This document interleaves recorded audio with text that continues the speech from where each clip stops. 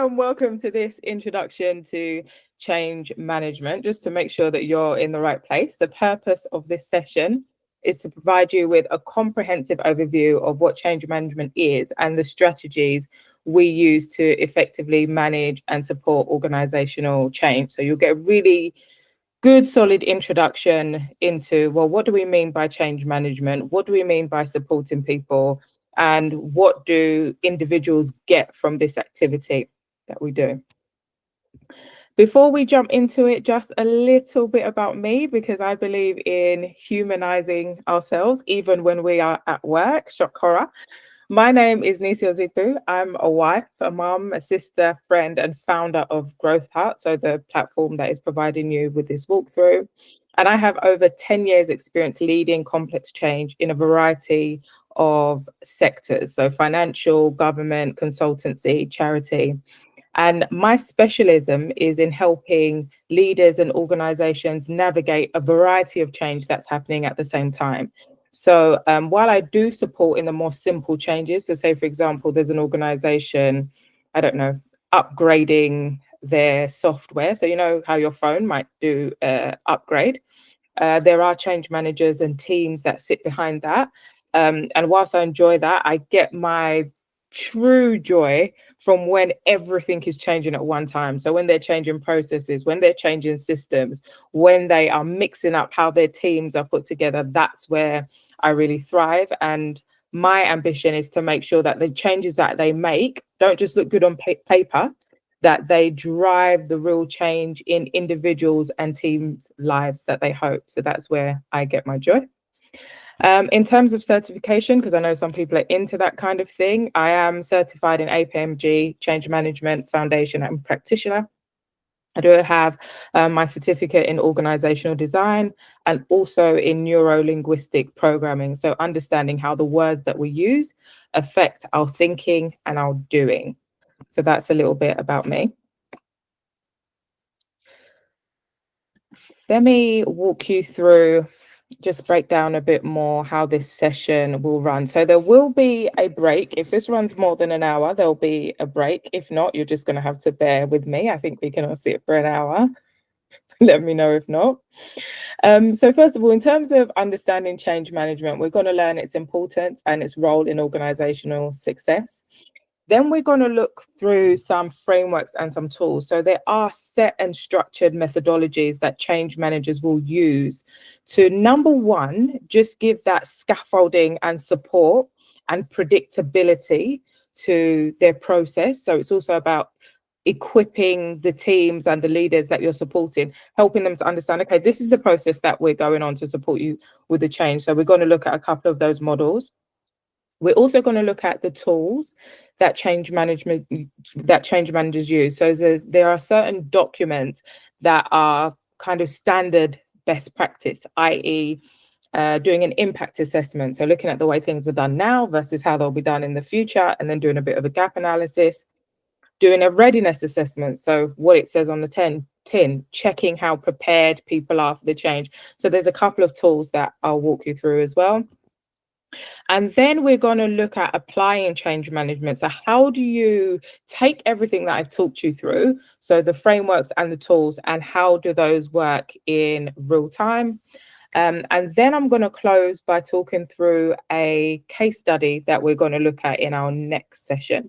Originally, I had planned to put the case study in this session, but I think it would have just been too long. And I'm anticipating, especially if this is your first couple of introductions to change management, to bundle the two in one is just not going to be great for your learning journey. And I do want you to come back. I do want you to believe that you can do this. So it's my responsibility to make sure that I package it accordingly. So we'll end on that. Any questions before I go on? No, not for now. Yeah. Okay, so what is change management? So change management is a structured approach to helping individuals and teams adapt to workplace changes. And so it's about providing support before during, and after a change is announced to ensure that there's a smooth transition and long-term success. So there's a massive misunderstanding in industry at the moment that you only bring in change support and change experts when the change is happening. I'm a firm believer in, if that's the case, you've missed it. It's too late. It would be the equivalent of saying, oh, I'm only going to book a plane ticket once the plane's in the air. How are you going to get on there? You need to prepare for the journey. You need to make sure that you've got certain things in place so that once the journey takes off, or once the plane takes off, that you are actually on the plane. If you're only wanting to get on once the plane's in the sky, it's too late. And it might sound dramatic, but that's exactly how change management works. And the reason for this is, I'll just give you a kind of quick snippet, is as human beings, when we initially hear that something's going to change, our reflex response is to scan the surroundings. So whether it's the surroundings is the conversation, the surroundings might be the organization, but to scan our physical and mental surroundings and to check in on, oh gosh, something is changing. Am I safe here? Your fight, flight, freeze, fawn response gets activated immediately. So it's before that time, because we understand that that's going to happen when we announce change to human beings. You need to have people on side before you take them to that stress response to make sure, okay, let's make sure that we've got the right support in place. We understand what questions are going to be asked. We understand who's influential and who has the relationships, to make sure that as people feel themselves flipping into that survival mode, we've already got the support and the comforts in place so that people don't dwell in that stress state for too long. So oftentimes you see change management go wrong when nothing's been prepared beforehand. You announce it, everybody's panicking, and then as a response to the panic, they want to bring in change experts. It's already too late. People's hearts and minds have already flipped into, oh gosh, how do I survive this? Any questions about that? No. So I've gone into this a little bit already. So why is change management important? So change now is constant in organizations and often involving multiple simultaneous initiatives. So when I initially got into change management, more in my supporting role around 15 years ago, a project was something that if you are exceptional at your job, you will be selected to take part in this project. Change wasn't as constant and as big as it is now. Now change is just part of everybody's job description. You couldn't say, oh, because our team was part of a project last month, I deserve a raise. Your manager will be thinking, but everybody was part of the project. Whereas 15 years ago, it was really standout activity. Now change is a constant, but what that also means is stress states in the workplace are increasing because of what I explained to you about how we respond to change.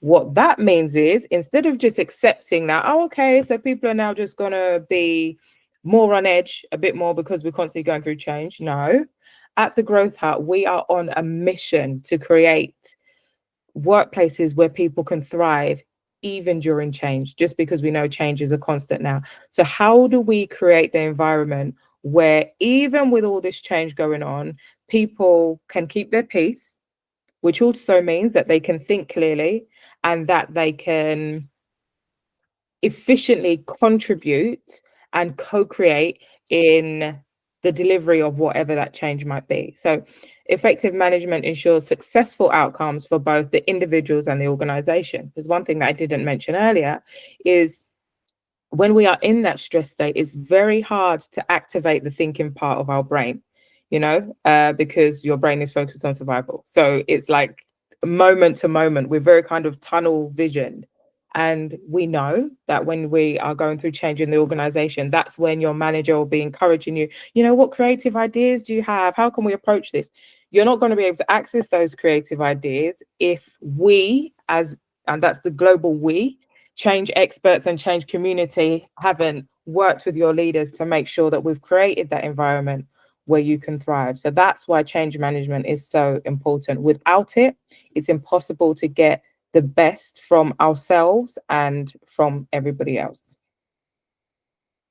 So I mentioned briefly phases of change support in terms of before, during, and after the change is announced. So first of all, you've got prepare, which is about creating a plan and building readiness for the change. Then you've got equip, which is about providing resources, tools, and knowledge for success.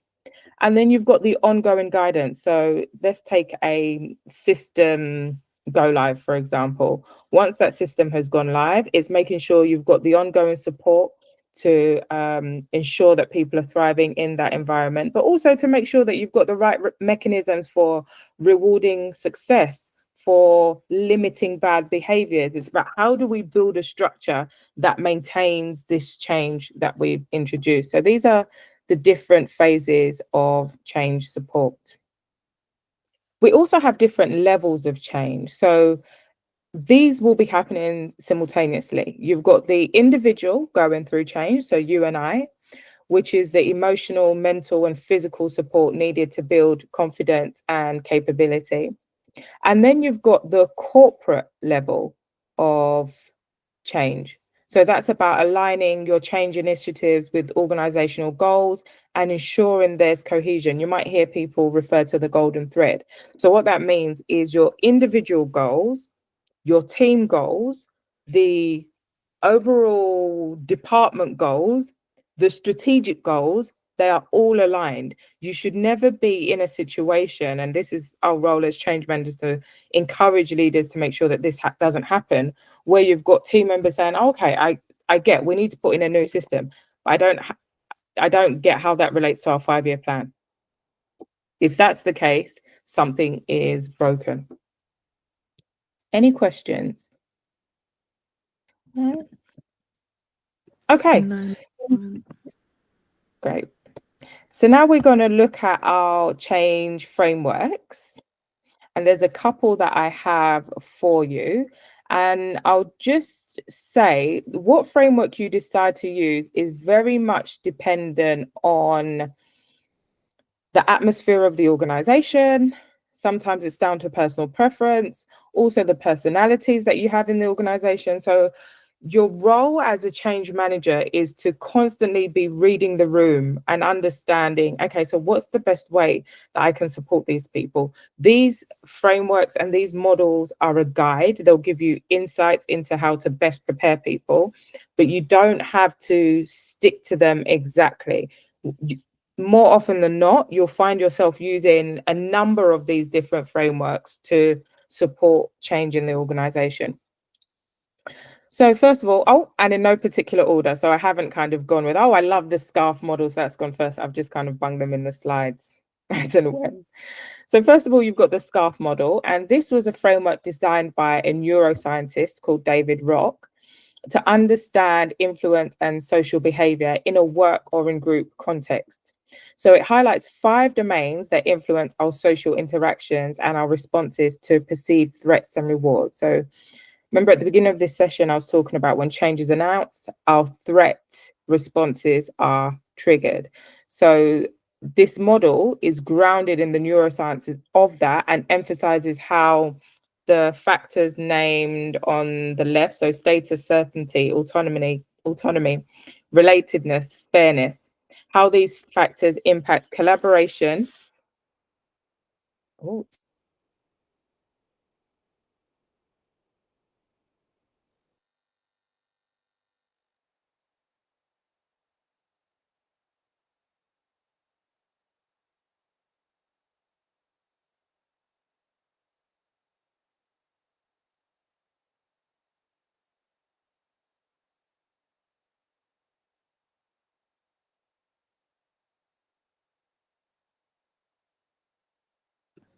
Nissy?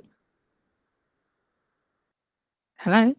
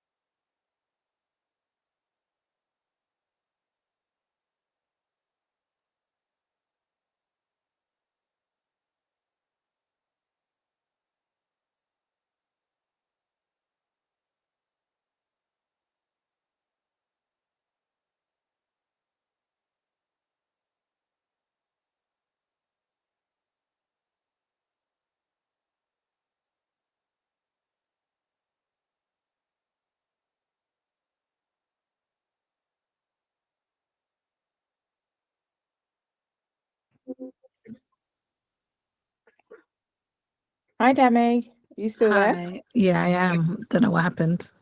Yeah, it's my reception. Remember what I said to you about it's really raining? I think it Yeah. stopped because of it. Like it's really, really chucking it down. Oh, wow. Sorry, let me go back to presenting. Can you see my screen? Or not yet? Not yet. We're just on the scarf model. Yeah.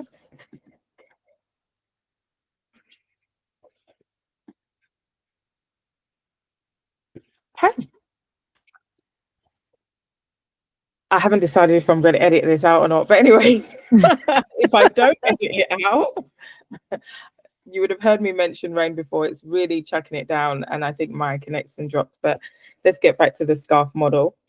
So status is about making sure that diverse voices are heard and that they feel comfortable and empowered to take part in the conversation. So just being aware of status, and sometimes it's even the slightly smaller things like making sure a manager isn't always the one chairing the meeting, and that the chairing of a team meeting is split between the team members, so that you've got that kind of different foundation and everybody feeling involved when it comes to team meetings, because sometimes some people might talk a lot more, some people a lot less. So there's lots of little ways just to make sure that people feel valued and important within the group.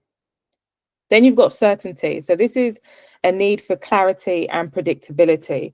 And especially when it's a time of change in the workplace, I always encourage anything that you can keep the same, keep it the same.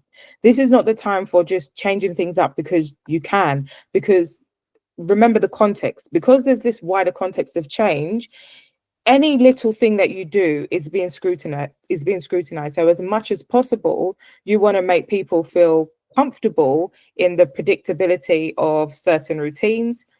And if you are changing things, just make it clear why you're doing it. Don't just assume that everybody knows and move silently. This is not the time for showing instead of telling. When you're going through a lot of change, talk a lot more than you think you need to, but just make sure that your actions back it up. If you're going to talk and your actions are not going to back it up, then I'd rather you don't talk. Next, you've got autonomy. So this is having a sense of control over decisions and environment. So as much as possible, you want to make sure that the people experiencing the change are still able to make decisions and feel like they have a sense of control. So this is when co-creation is really, really important. This is, again, another reason to get change expertise involved early, because then with the support of change leads, teams and leaders can help co-create and co-design. What does our new way of working look like? What does the implementation of this new system look like? It shouldn't be an us and them mentality where you're just, as a transformation team, working behind the scenes, and then you come forward and ta-da, we've got this. No. When you're going through workplace and organizational change, it's generally not the time for surprises or big reveals. You want to make sure that your impacted people are as involved as possible. Then you've got relatedness, so feeling connected and belonging to others. So this is really, really key for those who manage teams, making sure that things like one-to-ones don't drop off, making sure you're creating spaces for the team to come together and connect, because even more than it being the right thing to do, it's this very real reason about having that sense of connection and belonging. During times of change, it's common for people to start introspecting and wondering what it means for their job, what it means for their future, and nobody should feel alone in going through that process. So you want to make sure that team bonds are as strengthened as possible. And then fairness, perception of equity and justice. So making sure that when you are making decisions, again, you're explaining, so that if there is any sort of perception of, well, that's not fair, how comes, I don't know, that team have been given a new responsibility, which is going to mean in 1 year's time, they're going to get more pay, and our team didn't. So you just want to make sure as much as possible, you're explaining things and you're making decisions that are fair, or as a change leader, you're encouraging your transformation teams to make decisions that are fair and explaining the reason behind them. Before I move on, any questions about the SCARF model? No? Yes, I do.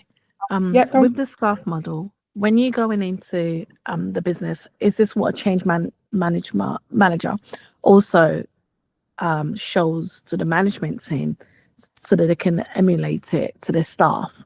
And if it is, how do you handle pushbacks with that? Or So it is. Sorry, go ahead. no, I'm just saying, how would you handle pushbacks with that using this model? Yeah. So you would show a version of, and this is when you've got to read the room. So I'm assuming as a change expert, this wouldn't be the first conversation you're having with the management team. You've done your introductions, you've gotten to know them a little bit, because some people really love models, and you show them it and they're like, yep, this is great, this is going to empower me to do my job. Other people are absolutely against models. So even though you're working towards one, you have to feel out how you're going to explain to them, and actually this is the thinking behind it. So it might not be that you're actually showing them the model, you're just explaining to them, actually, do you know, neuroscience has shown us that when people have a sense of belonging, they're less likely to flip into their threat response. Therefore, during this time, I'm recommending that you up your one-to-ones with your team. So depending on who you're talking to will depend on how you position it. Now, in terms of pushback, 9 times out of 10, you'll get a level of pushback. And just listen, it will depend what the pushback is about. So sometimes the pushback might be, if it's a particularly difficult change, so where a manager knows they're going to lose 60% of their team and that there's nothing you or they can do to make people feel comfortable about that, it's about supporting them through that discomfort. So, okay, so how do we equip you to have these difficult conversations? How do we make sure that your team are fully aware of what's happening along the way? So it depends what the pushback is. If the push to be dealing with all of this, I've got so much on my plate already, then it's more about, okay, so how do we work together? What time can you give me? And let's see what we can do with that. So it just depends on what the pushback is. Is that helpful? Yes, it is. Thank you. Yes. Okay, next to the McKinsey 7S framework. So this framework is used to analyze and improve organizational effectiveness by aligning 7 key elements. So let's just talk through the 7 elements. So you've got strategy. This is the organization's plan to achieve certain goals and to be competitive in the marketplace. You've got structure. This is how the organization is arranged, i.e. their hierarchies, their teams. Is it a fairly flat structure? Is it a structure that has 15 layers of hierarchy and you've got directors of directors of directors? You've got systems, so that's around the processes and procedures that drive daily operations. You've got shared values, so that's the core values and culture that guide the behavior within the organization. So the way we do things around here is another explanation for culture. You've got style, so that's the leadership approach and management style. Is it more consultative and bureaucratic? Is it more authoritarian and I'm going to tell you what to do? And this will also lead in, depending on their style, this will impact the approach you take as a change manager as well. Because what you don't want to do more often than not is to try and introduce a new way of doing things. That's a whole change program in itself. As much as possible, you want to slide into the way they currently work and support them along, given the constraints of their current culture. When they are looking for a cultural transformation, that will usually be called out as a separate thing.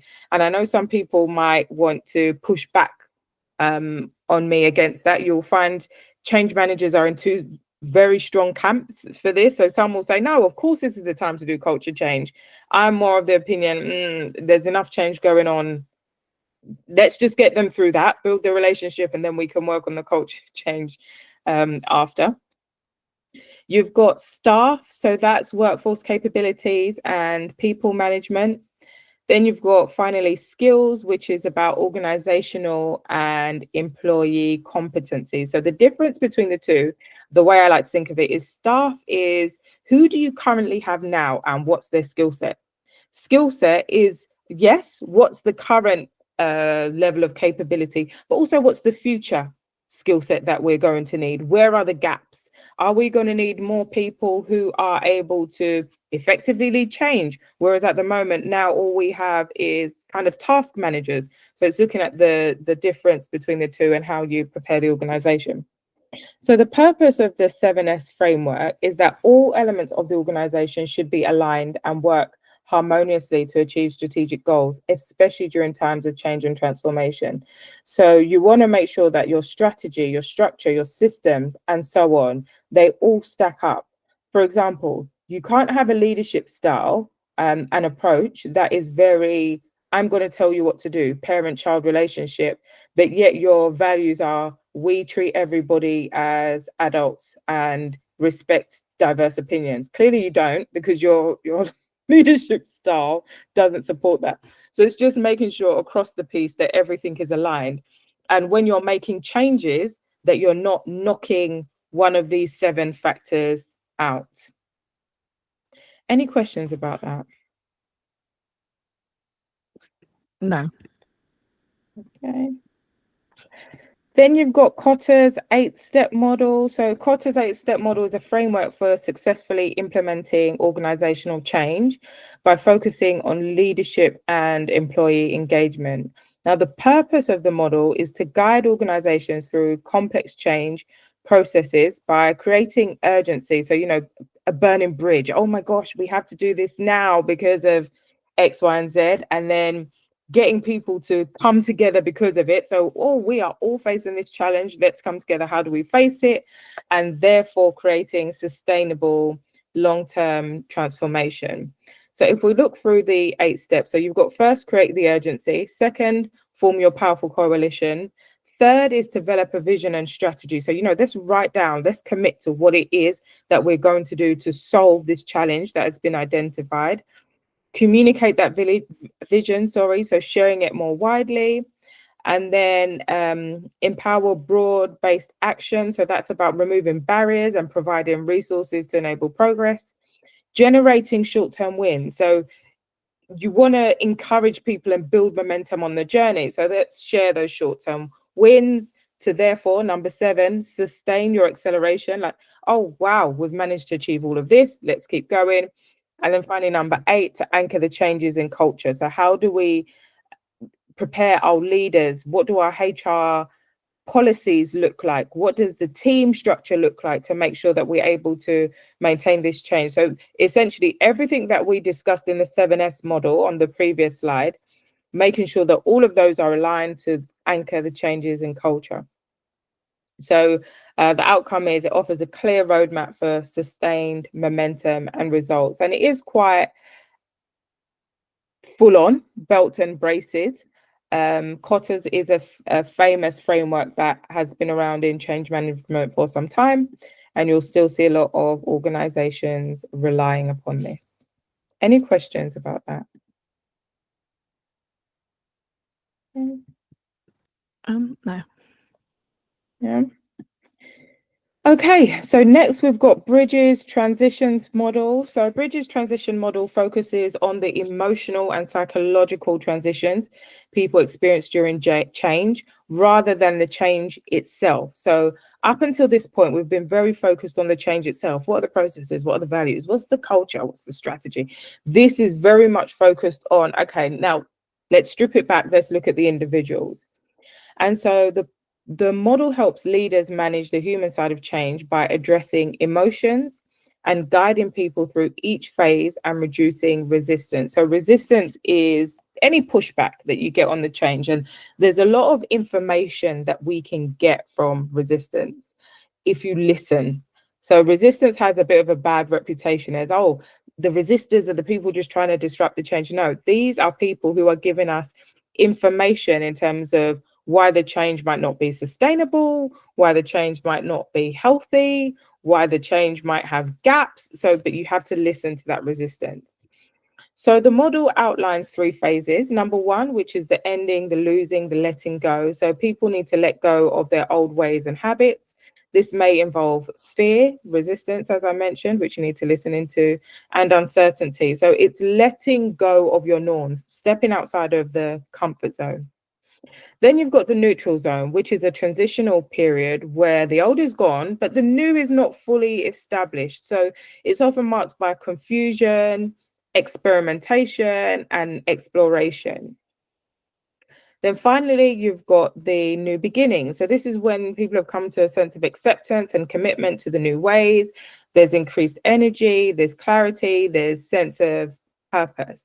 And so this model is really great in helping change managers and leaders to create activities to help mark these moments, i.e. for the ending, losing, letting go phase. If it's an office move and the company has been in an office for the past 50 years, you don't just pack up and leave. You might have, a leaving ceremony, where people can maybe write letters, take pictures, and, just mark the end of that moment. So I really love Bridges' transition model for thinking about, okay, so what rituals can we invite into the change process to help people mark these key terms, Again, so for the neutral zone, let's stick with the office move. So it might be that when you go into the new office, or before you go into the new office, when you're just about to move, setting up a model office where people can go in and look at the floor plans,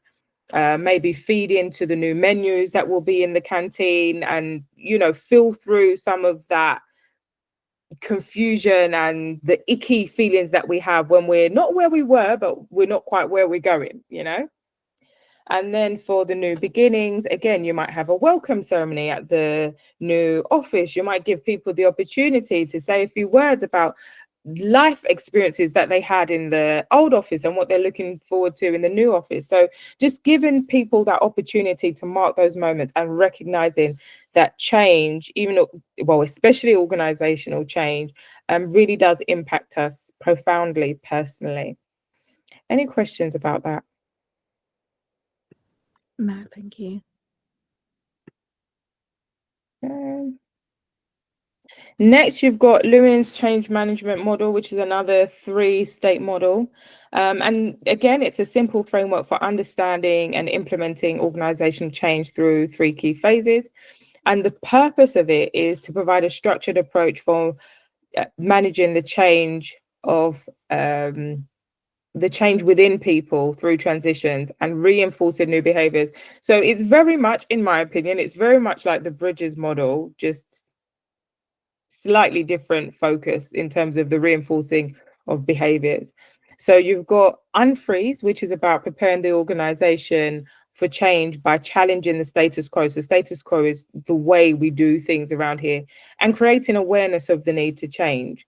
It involves breaking old habits, overcoming resistance, and building motivation. So, okay, we've always worked using System A, but System A gave us lots of duplicates and lots of errors, and only 2 people could go in and access those duplicates and change it when we're part of this team has got 20 people. That's very inefficient. So you're challenging the status quo there, and getting people to think about, okay, we need to shake up our way of doing things. So again, it's very much focused on the behaviors and the mindsets needed to implement the change. Then you've got the change, the transition. So this is about implementing the change by introducing the new processes and behaviors or ways of thinking and ways of thinking. And this stage often requires strong communication, training and support, and time for adaptation. So it's walking people through the new processes, being very clear about the thinking behind those processes, and equipping individuals and teams to be able to work in the new ways. Then finally, you've got refreeze, which is about solidifying the change by embedding it into the organization's culture and practices. So people's job descriptions might need to change, policies might need to be updated. And so this is to ensure stability and to prevent individuals and teams from reverting to their old habits and kind of circumventing the changes that have been made. Any questions about that? No. Okay. You've got the ADKAR model, So this also focuses on individual transitions during change. And the ADCOM model helps organizations manage change by addressing that individual journey and ensuring that the individuals impacted by the change are equipped and motivated to adapt. So it's got 5 building blocks. The A stands for awareness. So that's recognizing the need to change and communicating and engaging, making sure that everybody understands that there's this need for change. D is for desire. So that's developing the motivation to participate in the change. So getting people intrigued and interested. K is for knowledge. So that's equipping people to understand how to change. That this might mean skills, training, information. The A is for ability. So that's about applying the necessary skills and behaviors to implement the change. And then finally, the R is for reinforcement, which is about sustaining the change through support, rewards, and monitoring. So hopefully you're seeing there's a bit of a theme here. You know, there's nothing drastically different about these models. It's just a different way of presenting that scaffolding and that pathway for supporting through change. So again, a lot of people combine these. Some only use one. Quite a few organizations have taken a mixture of these and created their own change process. So it's just about understanding the culture, understanding the people, and then finding one or a couple that fits. And so that's what I'm saying here about tailoring change management. So also sometimes, just for the point on nature and complexity of the change, if you've got an organization that has very low change maturity, so where they're not really familiar with working with frameworks, they don't really understand organizational change, maybe they're a bit on the smaller side, they might be on the bigger side, I would advise against using a framework that has so many steps and making understanding change management an industry in and of itself. In those kind of scenarios, you want to equip by doing and making it as easy as possible to understand why you're taking them on that process. Whereas for some organizations where there's higher change maturity, so they've been through this a number of times, they might have a really good, strong, established change management team, then you can decide to do anything, you know, because they are used to that way of working. So that's just also something to bear in mind. Any questions? No? Okay, so this is the final section that we'll be going through today before we talk about the case study that we'll do on our next session. And that's the key change management tools that we use. So first of all, I want to talk about the change strategy. So this is a high-level roadmap outlining the vision, the scope, and approach for managing the change. And there's a number of things that should be included within the change strategy document. So number one, the purpose of the change management strategy, i.e. high-level roadmap outlining X, Y, and Z. You want to also include the governance of the document. So will it be refreshed? Who's going to make the changes? What's the sign-off process? You'll also include the nature of the change being managed, i.e. what is the changed? Who will be affected? So who are the impacts going to hit? Your change management approach, i.e. what model will you use? Is it ADCAR? Is it Kotter? Is it Bridges? Is it none of them? Is it one that you've created especially for this? You also want to include in there your key change management output, so a description of what you'll be producing as you go through the change, and it will be a mixture of the tools that I'm just about to talk you through now. You want to also have your roadmap of change activities, so that's the key activities aligned to project milestones. So that's saying, okay, your project runs between month 1 and month 12. Between month 1 and 3, I'll be doing this change strategy. Between month 3 and month 5, I'll be doing my stakeholder assessment, just making really clear what you're going to be doing when. And finally, you also want to have your change management roles and responsibilities. So what's the role of the exec team? What's the role of team leaders? What's the role of your subject matter experts, champions, training team, HR, communications, whoever it might be? You want it listed in there. So that's a lot to put in a document. And what you'll find is this document is iterative. You'll have a version that you produce during project kickoff based on the information that you know. Then you'll refresh it during project delivery. You'll refresh it continually during project delivery. So it's not a one and done. And actually, that's the thing for all of these documents. It's iterative. You complete it to the best of your ability for that phase of the project. And also make sure you share it with the necessary people. So as a rule of thumb, I have the document that I'm working to, and that is really detailed, that I'll share with the program team. Then I have a all staff version, a friendly version that anybody within the organization can access and see what's going on with the change and what's the approach. Any questions about that? Yeah. No. Next, you've got your change impact assessment. I love me a change impact assessment. This is where we get all our intel in terms of understanding what the change is, what it means for individuals, what it means for teams. So the purpose of this document is to capture in detail what changes are being introduced, to identify and determine what change actions need to be prepared to support the teams receiving and adopting the change. So it will identify the business activities required, the engagement, communication, and training needed, and the ongoing support, policy changes that are needed as well. There's several ways to do the change impact assessment.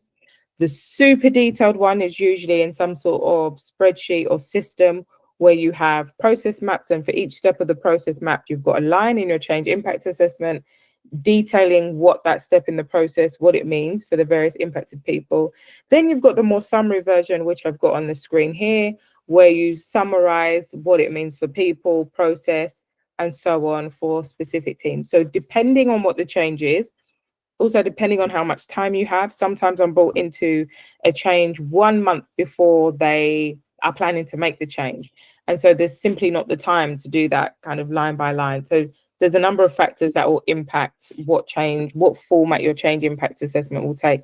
I will also say, be mindful of your stakeholder preferences. There's no point in you having a 100-line spreadsheet if nobody's ever going to use it. This is not about you creating documents for document's sake.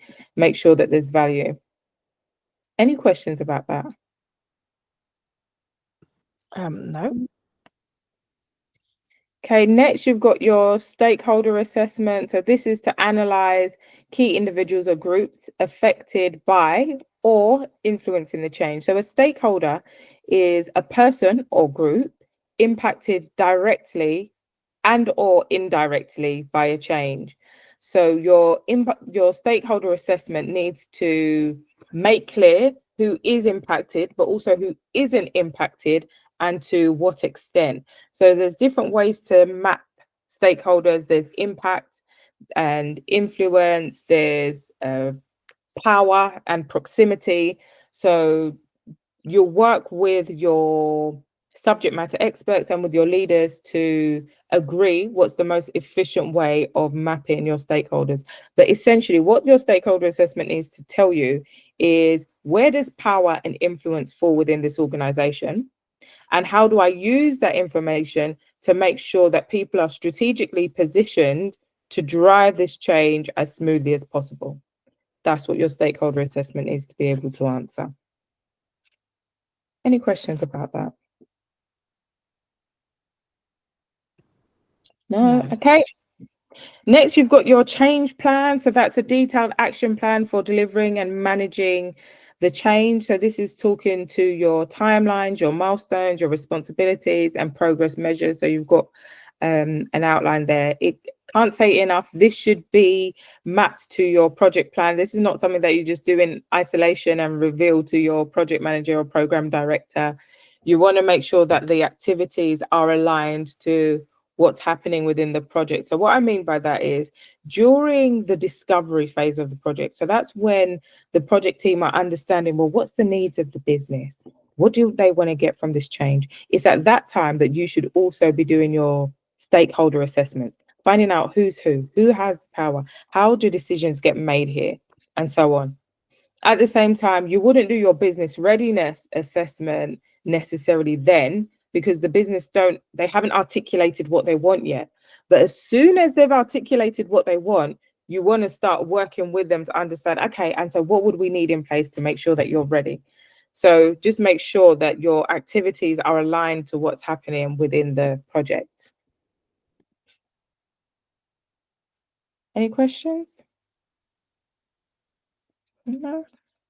Okay, and business readiness. So the purpose of the business readiness assessment is to ensure that your stakeholders understand what the changes are, how their day-to-day role will be affected, and that they have the skills and the tools to work in new ways and thrive working in those new ways. So I always have a number of checkpoints. I don't just do it one time and then that's it. It's about checking at different points within the program or the progress of the project. Okay, so how prepared are people now? How ready are they now? Are they getting more prepared or less prepared? Is what we're doing working or is it not? So that's your business readiness checkpoint.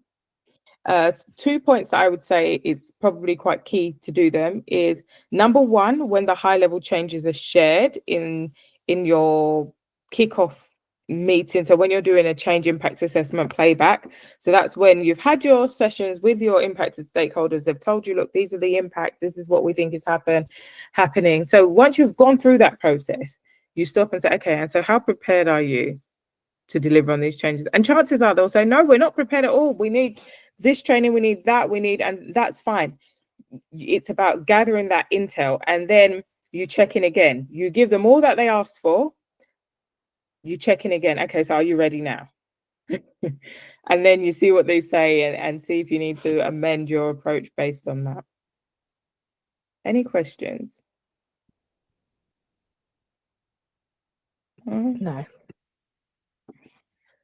Okay, so to close off this session to where we've looked at what is change management, what's the value of it, the different frameworks. Change management provides that structure to support individuals and organizations. It's about not leaving the journey to chance.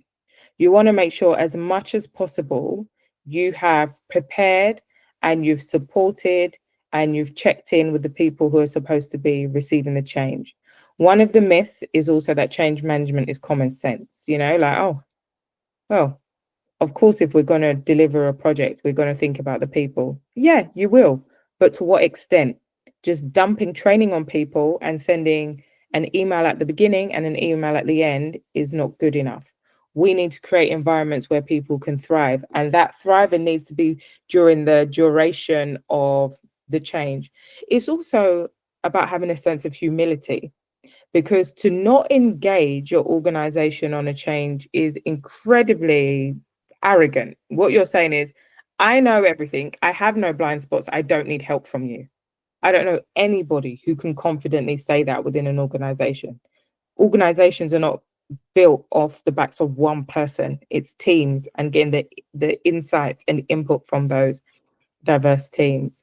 So also for the frameworks that we use, they are a guide, but you'll tailor your approach based on the people who you will be working with. And it's the same for the tools that I've just walked you through, the change impact assessment, the strategy, and so on. Depending on the culture of the organization, depending on the personalities of the leaders, you'll adapt your approach for the documents. Everything is just a framework, but how you work within those is guided by you. Any questions about that summary?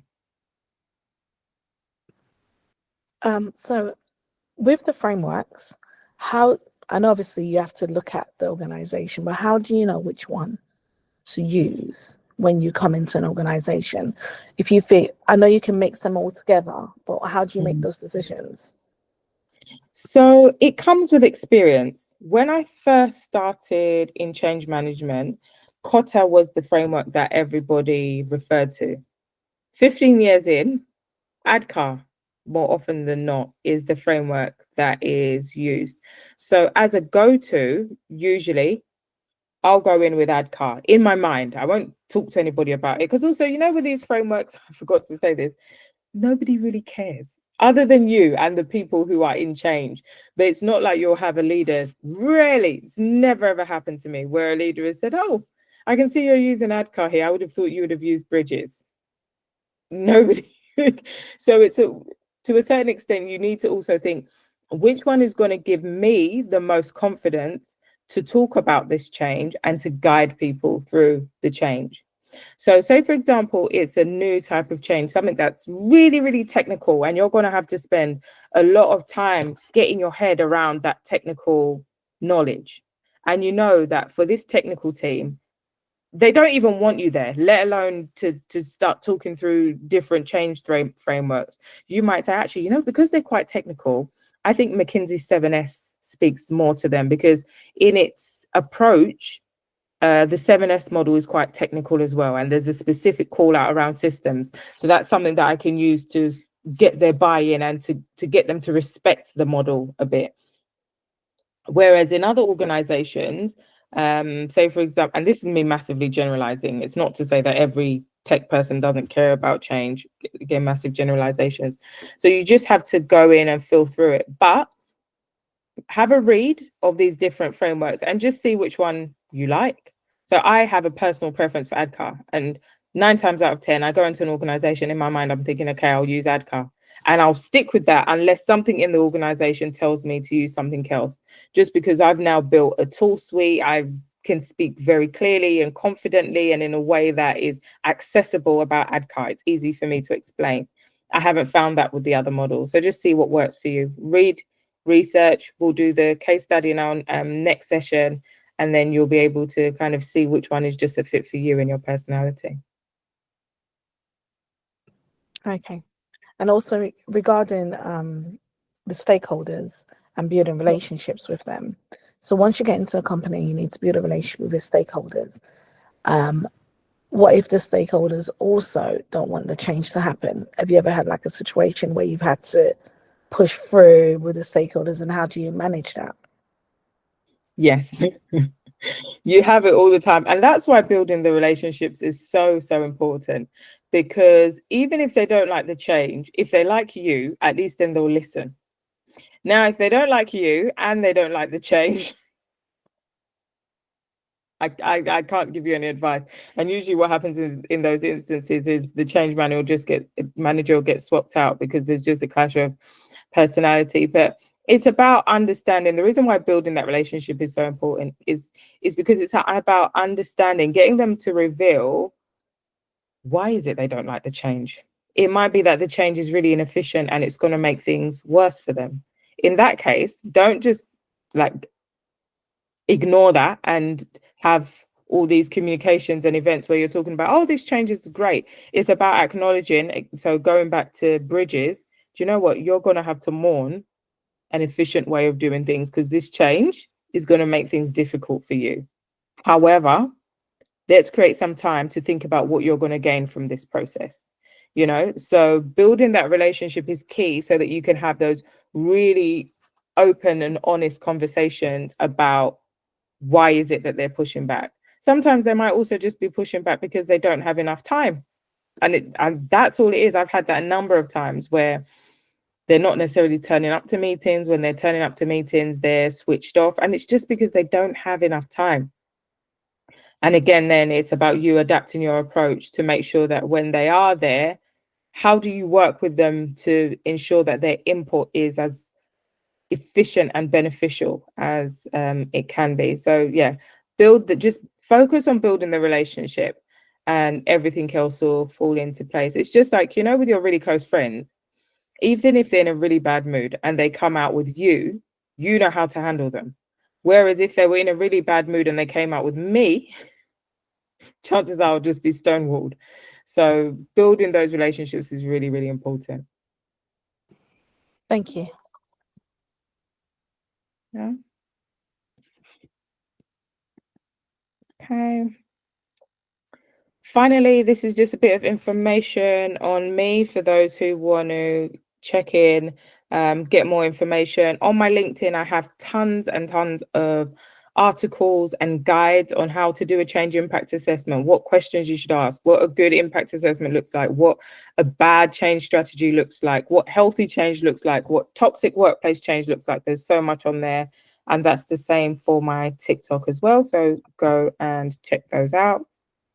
And in our next session, we'll be walking through a case study, an ERP implementation. And the reason why we're going to do that is, number one, a lot of organizations now are in the process of or are about to do ERP implementation. So an ERP is enterprise resource planning, and it's a whole scale transformation 9 times out of 10. So it's changing the way they do their operations, changing the way they do finance, changing the way they do HR, changing the way they do supply and demand management, sales, logistics, everything that you can change in the organization gets changed.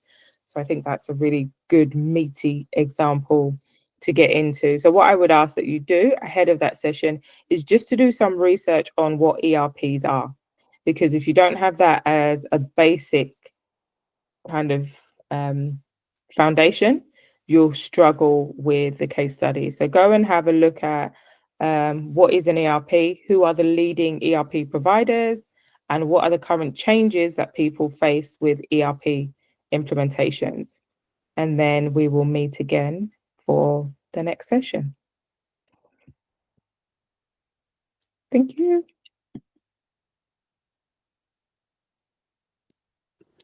Thank you. You're very welcome. Sorry, let me just come out of this screen and stop recording.